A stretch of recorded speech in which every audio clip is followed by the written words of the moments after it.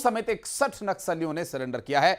इनमें एक करोड़ का भी इनामी नक्सली सोनू भी शामिल है। महाराष्ट्र के मुख्यमंत्री देवेंद्र फडणवीस मौजूद है मंच पर।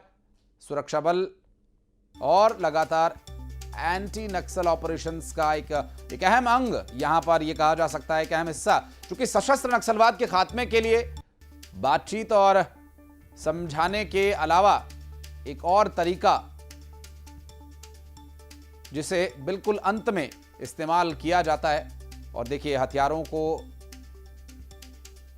सरकार के सामने सरेंडर किया जा रहा है। हथियार छोड़ करके संविधान हाथ में लिया है और संविधान के साथ चलने की अब कसम उठाई है, क्योंकि जिस तरह से देश में अशांति का कारण ये हथियार बन रहे थे और इन हथियारों को छोड़ करके अब मुख्यधारा से जुड़ना लक्ष्य है और संविधान में विश्वास रखते हुए देश में शांति और विकास के साथ चलने का निर्णय लिया गया है।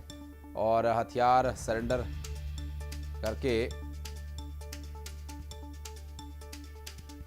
अब सरकार के साथ विश्वास जता करके ये संविधान में विश्वास जता करके मुख्यधारा से जुड़ रहे हैं सभी लोग, जिनका कि इस नई दुनिया में एक तरह से ये इनके लिए नई दुनिया है, क्योंकि जिस दुनिया में अब तक ये रहते आए हैं वहां पर हिंसा और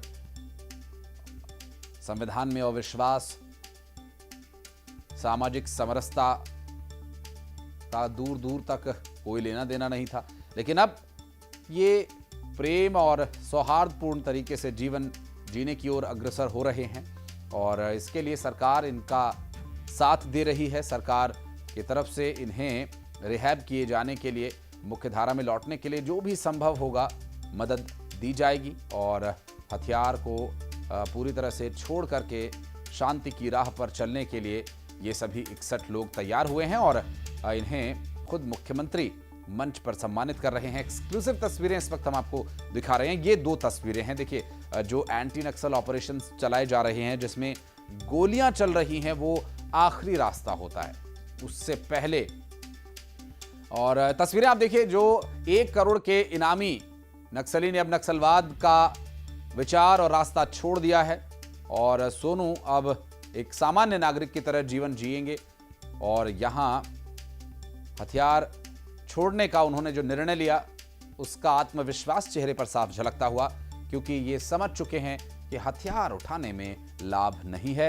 हथियार उठा करके बात मनवाना या हथियारों के माध्यम से आप कोई भी काम ऐसे नहीं करा सकते। और ये इस वक्त जो तस्वीर है, ये ऐतिहासिक तस्वीर हम आपको दिखा रहे हैं। देखिए, 61 ऐसे लोग अब मुख्यधारा में जुड़ रहे हैं जो कभी नक्सलवाद के विचार से प्रभावित थे या मजबूर थे, उनके पास कोई रास्ता नहीं था या उन्हें बहकाया गया, उन्हें ये पता ही नहीं चलने दिया गया कि मुख्यधारा में रह करके शांतिपूर्ण जीवन जी करके आप बेहतर उदाहरण स्पष्ट कर सकते हैं, बेहतर उदाहरण सेट कर सकते हैं। अब ये एक्सक्लूसिव तस्वीरें इस बात की तस्दीक कर रही हैं। ये निश्चित रूप से और भी जो नक्सली विचारधारा को मानने वाले लोग हैं उन्हें प्रेरित करेगी और उन्हें इस बात के लिए संभव है कि ये प्रेरित करे कि वे हथियार छोड़ करके संविधान उठाएं, क्योंकि ये संविधान आपको शांतिपूर्ण जीवन जीने की राह दिखाता है, कानून सम्मत काम करने की राह दिखाता है। और गढ़चिरौली महाराष्ट्र से ये तस्वीरें हम आपको दिखा रहे हैं। एक बहुत बड़ा ये गढ़ रहा है गढ़चिरौली, जहां पर नक्सलवाद ने हमेशा ही सरकार को, प्रशासन को, पुलिस को, जवानों को परेशानी में डालने का काम किया। लेकिन अब यहां पर उस विचारधारा को बहुत पीछे छोड़ आए ऐसे लोग अब जो संविधान हाथ में उठा चुके हैं और इसी संविधान सम्मत जीवन जीने की ठानी है। थोड़ा मुश्किल होगा एक विचारधारा से जो आप लंबे समय तक प्रभावित रहे, तो उस विचारधारा को छोड़ करके एक सामान्य जीवन जीना, देखिए, ये सिर्फ एक आदत की बात है कि एक समय आपने इतना गुजारा वहाँ पर कि आपको उस पूरे शेड्यूल की आदत पड़ गई, उस पूरे जीवन को अब आप पीछे छोड़ आए हैं। तो अब एक नया शांतिपूर्ण जीवन जीना उनके लिए अपेक्षाकृत आसान होगा। हालांकि ये निर्णय लेना काफी मुश्किल होता है और मुख्यमंत्री देवेंद्र फडणवीस मंच पर हैं, कुछ कहने जा रहे हैं। सुनेंगे क्या कह रहे हैं मुख्यमंत्री देवेंद्र फडणवीस महाराष्ट्र के।